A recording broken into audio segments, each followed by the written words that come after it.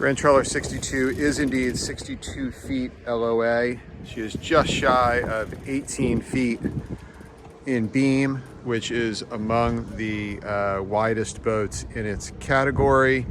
It certainly gives you more interior and exterior volume, also more form stability for the boat, just overall more space on board.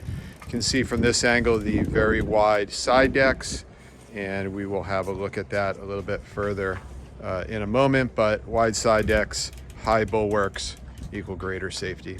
So the Grand Trawler 62 is of course a stylish vessel, but make no mistake, she is built for the rigors of passage making and offshore cruising. You'll find all over located very substantial handholds to allow safe passage all over this aft deck area. You'll see that I have slid closed one of the partitions. Of course, it goes on both sides, provides security when at anchor with small children and dogs, but also while on a passage. The handrail theme continues all throughout the boat, including on this outdoor table, which is in passage making mode. We'll see the same thing indoors. Over here on the starboard side, you'll see one of 4 electric capstans for control that provide ease of docking. Should give confidence to our owner operators. Very clever line storage built in. Not all boats will have that. You'll wrap the lines endlessly around cleats.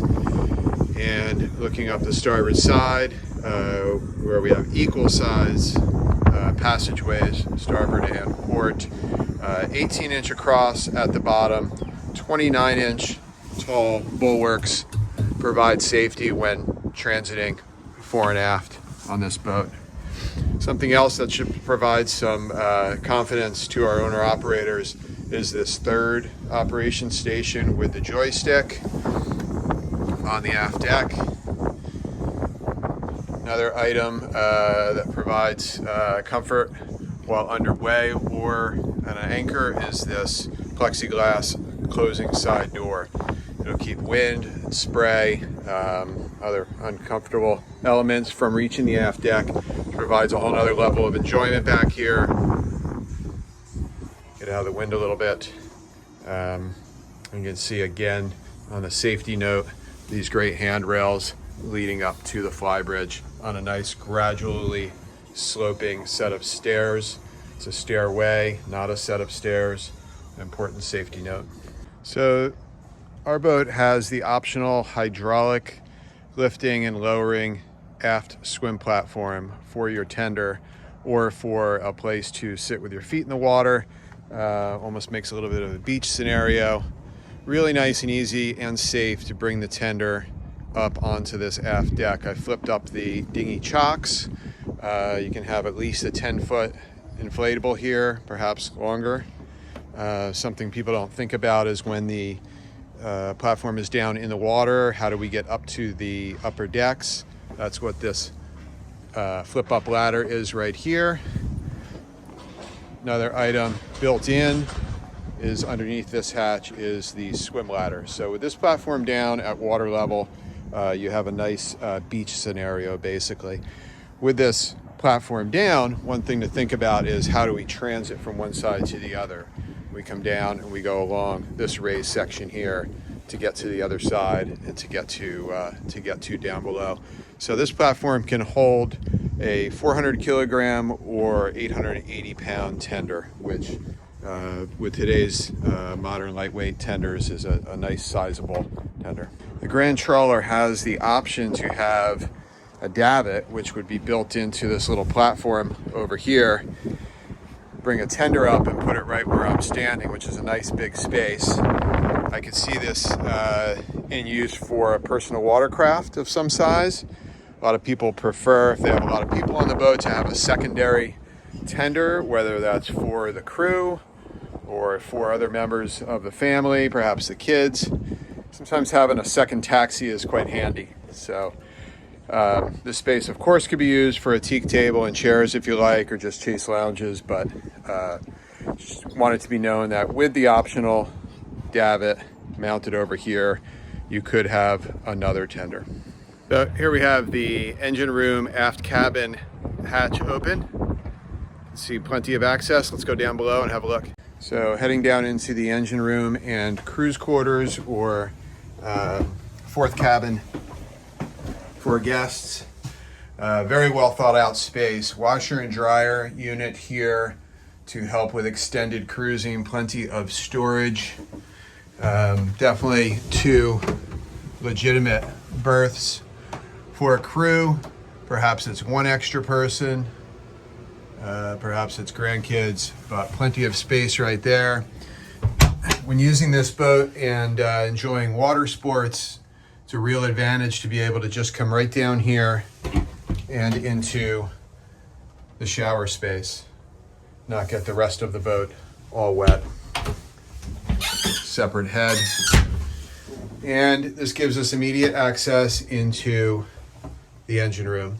It's a very well thought out, simple engine room. As we transit the 62, coming from the port area of the swim platform here, just want to take note of all the handholds that you have easily accessible to you as you pass through. It's actually a fiddle built in.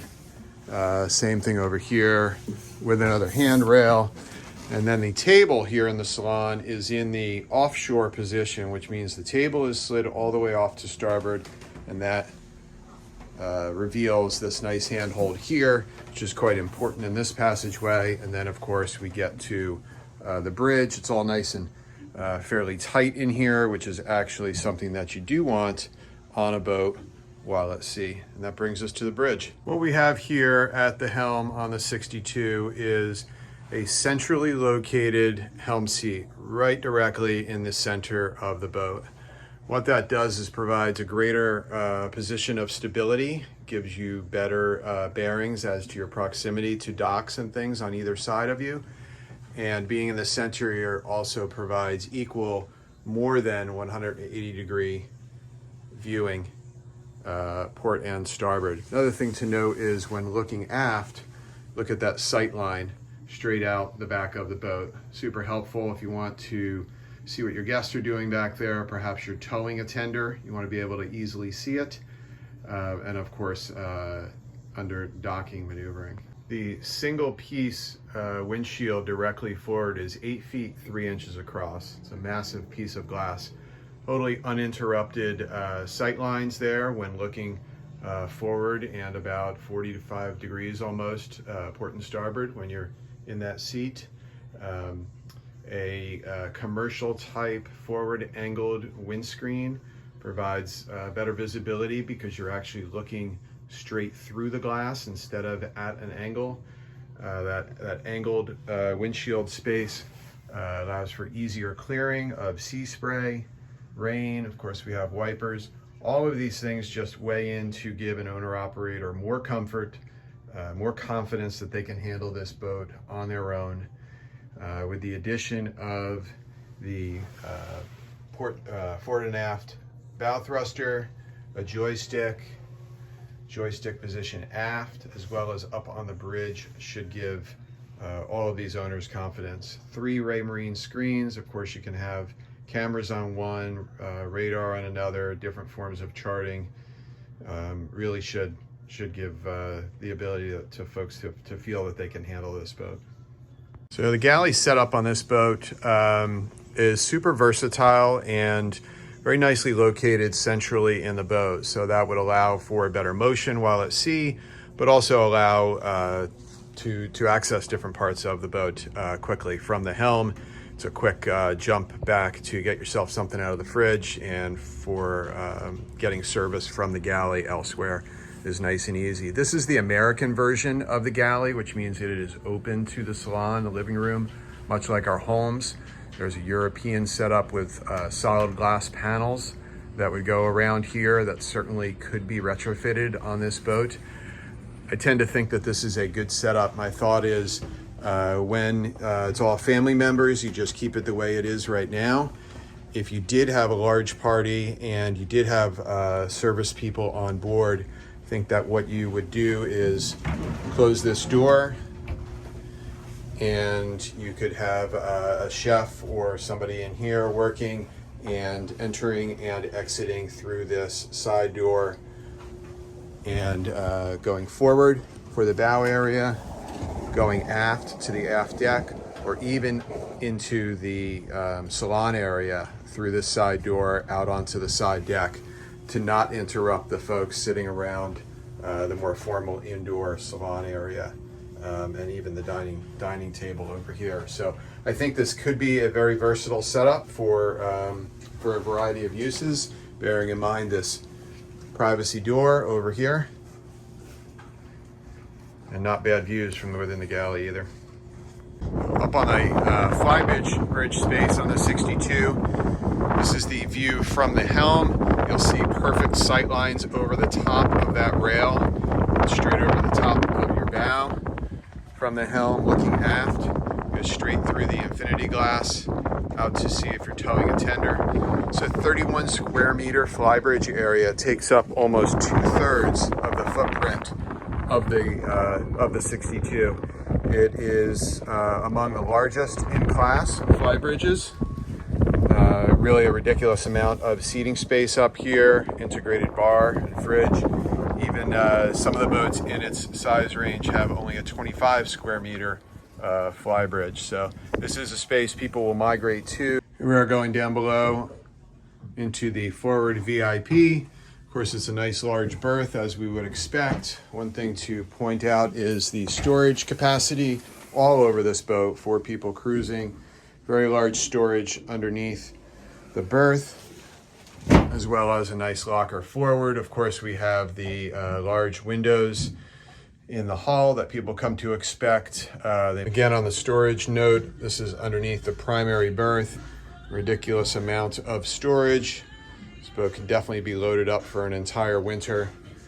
4 storage compartments in this cabin, including 1 for long dresses or coats. There's your second one back there with shelves, and then 2 more over on the starboard side of the boat, and pre-wired for a TV, but it has the nice built-in space on the wall there. So there you have it, some points on the 62 that